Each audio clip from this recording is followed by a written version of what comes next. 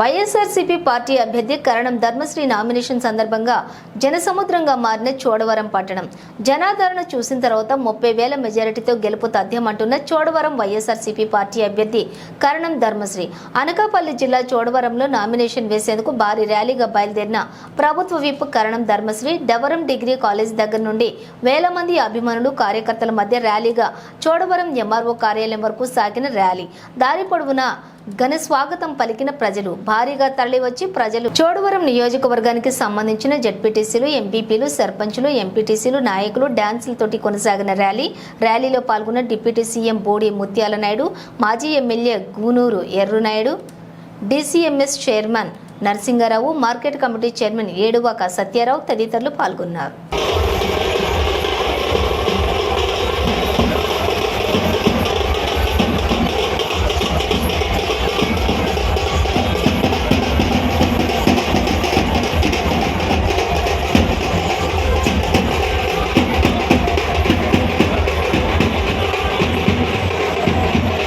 నిలబెట్టుకున్నటువంటి మేము అది మా నాయకుడు నేర్పినటువంటి విద్య. అది మా నాయకుడు అలాగే మాట ఇస్తే మాటకి నిలబడే మాట పోషించుకుంటాడు కాబట్టి అదే బాటలో అందరూ నడుస్తున్నాం. నీతివంతమైనటువంటి పరిపాలన అందించడం, నిజాయితీగా నాయకుడిగా ఉండడం, ఒక నాయకుడు కాదు ప్రజలకి సేవకుడిగా పనిచేయడమే జగన్మోహన్ రెడ్డి మాకు నేర్పినటువంటి ఇది. ఆ బాటలోనే మేము అందరూ నడుస్తున్నాం.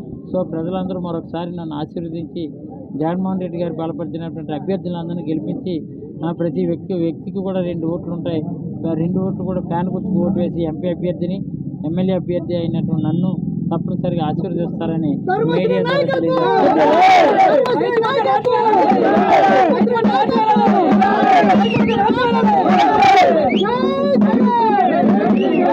అలాంటిదేమో ఎన్నికలు 6 నెలలు ఉందానికి ఇప్పుడు ప్రజలు అమాంతంగా గుర్తుకొచ్చి ఇప్పుడు ఏది ఇది సాధిస్తాం, ఇది చేస్తాం, అది చేస్తాం అన్నారు. అభివృద్ధి కానీ సంక్షేమం కానీ అన్ని నియోజకవర్గాలతో పోల్చుకుంటే 3,200 కోట్లు అభివృద్ధి సాధించాం. ఎలాగా ఈరోజు కొట్టొచ్చినట్టు కనిపిస్తున్నాయి. దేవాలయాలు కానీ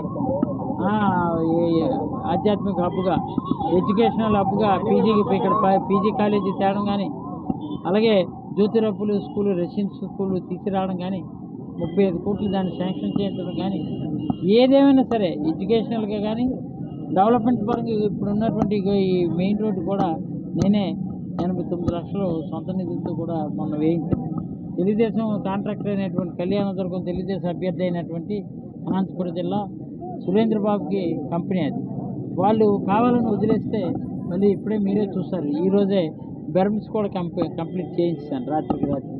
అంటే టోటల్గా ప్రజలకు ఇబ్బంది పడకూడదు. ప్రజలకి నేను మాట ఇచ్చాను. జగన్మోహన్ రెడ్డి హయాంలో 120 కోట్లు శాంక్షన్ అయితే రోడ్డుకి ఇప్పటికే సుమారు 60 కోట్లు పనులు అయ్యాయి. 60%, 70% కంప్లీట్ అయింది. ఇంకో 20% పెండింగ్ ఉంటే ఆ 20%, 10% ప్రజలు ఇబ్బంది పడకూడదని నేను కంప్లీట్ చేస్తాను. 30,000 పైచీలు పైగా ఇవాళ మళ్ళీ మెజార్టీ సాధించబోతున్నాం.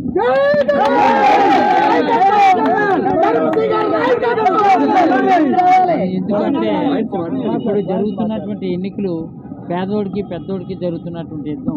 పేదల పక్షాన జగన్మోహన్ రెడ్డి నిలిచారు.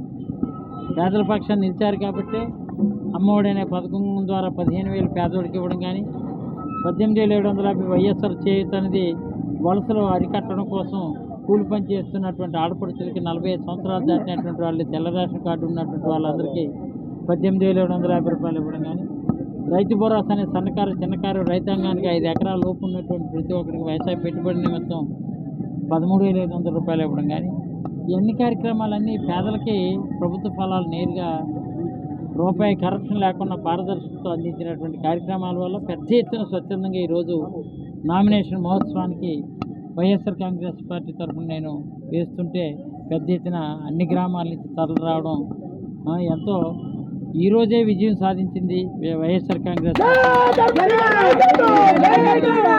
అఖండ విజయం ఈరోజే వచ్చిందనే సంతోషం ఎలాగైతే ఉంటుందో ఆ రీతిలో అందరూ పెద్ద ఎత్తున రావడం జరిగింది. ఈరోజు మా అందరికీ అన్నం పెట్టే ఈ ఫ్యాక్టరీకి తెలుగుదేశం హయాంలో రైతులందరికీ సున్నం రాసి అప్పుల పాలు చేశారు. అది కోట్లాది రూపాయలు 175 కోట్లు అప్పులు చేశారు. ఇప్పుడు నా మీద పోటీ చేస్తున్నటువంటి కేఎస్ఎన్ రాజు కానీ, ఆయన మద్దతు పలుకుతున్నటువంటి షుగర్ ఫ్యాక్టరీ చైర్మన్గా మాజీ చైర్మన్ మల్నాడు కానీ ఇద్దరు కూడా షుగర్ ఫ్యాక్టరీని కొల్లగొట్టి తినేశారు 10 ఏళ్ళు. వాళ్ళు 10 ఏళ్ళు శాసనసభ్యులు ఉంటే ఇక్కడ సాధించింది లేదు కాదు కదా. 4 ఏళ్ళు ప్రతిపక్ష పాత్ర కనీస పాత్ర పోషించకుండా తెలుగుదేశానికి కరోనా టైంలోకి తెలుగుదేశం కార్యకర్త ఒక రొట్టు ముక్క కూడా ఇవ్వకుండా ఎవరికి కూడా 4 ఏళ్ళు ఎక్కడా కనిపించలేదు. ఈ కేఎస్ అన్న కోమాలో ఉన్నాడు.